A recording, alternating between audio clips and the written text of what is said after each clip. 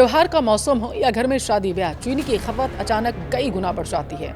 अक्सर लोग बाजार में बढ़ती कीमतों से बचने के लिए या फिर सहूलियत के लिए एक साथ 1 से 2 बोरी या 50 से 100 किलो के आसपास चीनी खरीद लेते हैं। आप में से बहुत सारे लोग ऐसा करते होंगे। लेकिन क्या आपने कभी सोचा कि इतनी बड़ी मात्रा में राशन जमा करना कहीं कानूनी जुर्म तो आप नहीं कर रहे हैं? क्या आपको ये गिरफ्तार करवा सकता है? क्या पुलिस या फूड इंस्पेक्टर आपके घर छापा मार सकते हैं अगर उन्हें पता चल जाए? क्या आपको इससे जेल हो सकती है, जुर्माना देना पड़ सकता है? आज की वीडियो में हम भारत की एसेंशियल कमोडिटीज एक्ट यानी आवश्यक वस्तु अधिनियम 1955 क्या कहता है, चीनी से जुड़े तमाम नियम क्या हैं, आसान भाषा में आपको समझाएंगे। वीडियो बेहद काम का है, जागरूक करने वाला है, इसलिए लास्ट तक ज़रूर देखिएगा। नमस्कार, आपके साथ मैं पल्लवी रविंद्र सिंह। सबसे पहले आपके मन का तो मैं डर दूर कर देती हूँ। अगर आप एक आम नागरिक हैं और अपने यानी अगर आप कोई शॉप नहीं चला रहे हैं, कोई संस्थान नहीं चला रहे हैं, कोई परचून की दुकान नहीं चला रहे हैं, तो मैं आपको बता दूं, आप अपने निजी इस्तेमाल के लिए 100 किलो या 1 क्विंटल चीनी खरीद कर घर में रखी है आपने, तो या कोई पहली बात तो अपराध नहीं है। इसके पीछे कारण है, सुनिए, 3 प्रमुख कारण हैं। पहले तो घरेलू स्टॉक पर कोई सामान्य सीमा नहीं है। भारत में आम परिवारों के लिए घर में राशन का स्टॉक रखने की कोई ऐसी कानूनी सीमा अभी तय नहीं की गई जिससे 100 किलो चीनी रखना अवैध माना जाए, क्योंकि इस समय बहुत सारे सोशल मीडिया पर फेक खबरें चल रही हैं, इसलिए उन पर गौर मत करिएगा। सबसे पहले अपने कानूनी अधिकार ज़रूर जानिएगा, जो मैं इस वीडियो में आपको बता रही हूँ। वीडियो बेहद काम का भी है, इसलिए शेयर ज़रूर करिएगा अपने परिवार में और दोस्तों में। दूसरे नंबर पर आता है मकसद क्या है आपका स्टोरेज करने का।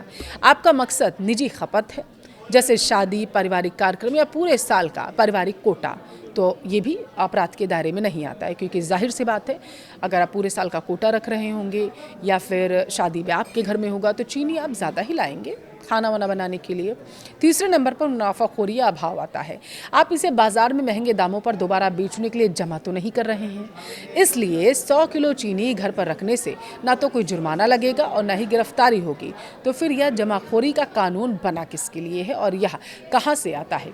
इसके लिए हमें समझना होगा आवश्यक वस्तु अधिनियम, जो मैंने अभी आपको बताया 1955 यानी कि ECA 1955 कहता क्या है। यह कानून सरकार को अधिकार देता है कि जब देश में किसी ज़रूरी चीज़ जैसे कि चीनी, दाल, तेल कुछ भी हो गया, अगर किसी चीज़ की कमी होती है या कीमतें बहुत ज़्यादा भागती हैं, बढ़ती हैं, तो सरकार उनकी सप्लाई यानी डिस्ट्रीब्यूशन, स्टोरेज को कंट्रोल कर सकती है।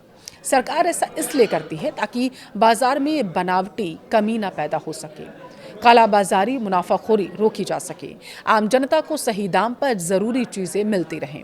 लेकिन इस कानून का दायरा मुख्य रूप से कॉमर्शियल सप्लाई चेन यानी सप्लायर, डीलर, व्यापारी, मिल मालिक पर लागू होता है, ना कि घरेलू किचन पर।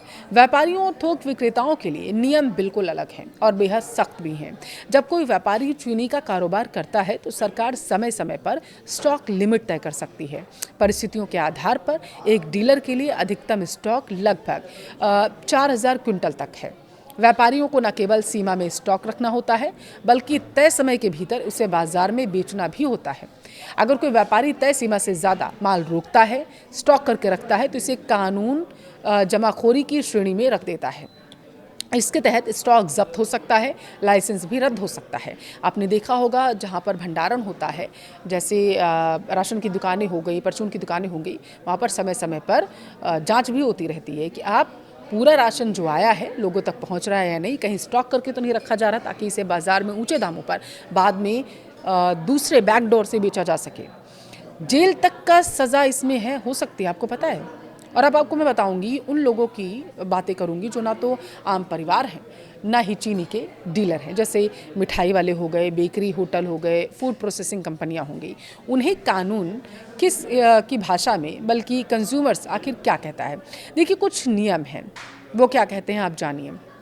पहला तो हो गया 10 मीट्रिक टन का नियम। अगर कोई कॉमर्शियल यूनिट महीने में 10 मीट्रिक टन से ज़्यादा चीनी इस्तेमाल करती है तो वह मनमाना स्टॉक जमा करने नहीं रख सकती। दूसरा नियम है 15 दिन की खपत सीमा। ऐसे व्यवसायों के लिए सरकार अक्सर अधिकतम 15 दिन की ज़रूरत के बराबर ही एडवांस स्टॉक रखने की परमिशन देती है। इसका मकसद ये है कि बड़ी बड़ी कंपनियाँ बाज़ार की पूरी चीनी पहले से खरीद करना बैठ जाएँ, जिससे आम लोगों के लिए बाजार में कमी हो जाएगी। कानून के नज़र में अंतर सिर्फ इस बात का नहीं है कि आपके पास कितनी चीनी है, बल्कि इस बात का भी है कि आपका मकसद और पैमाना क्या है, चीनी रखने का। अगर कोई व्यक्ति बिना व्यापारिक लाइसेंस के अपने घर के तहखाने में 100 क्विंटल चीनी भरकर बैठ जाए, बाद में उसे ब्लैक में बेचे, तो वह अपराध के दायरे में आएगा। तो पूरा मामला बिल्कुल साफ है, मुझे लगता है आपको समझ में आ गया होगा। अगर आपके घर में शादी है, बड़ा फंक्शन है, आपने महीने या साल भर की बचत के लिए 100 किलो चीनी खरीद ली है, तो आपको किसी कानूनी कार्रवाई या पुलिस से डरने की बिल्कुल ज़रूरत नहीं है। बस एक बात का ध्यान रखिए, खरीदते समय पक्का बिल ज़रूर लें, ताकि स्रोत का लेकर कोई संशय ना रहे, ज़रूरत पड़ने पर आप उसे दिखा भी सकें।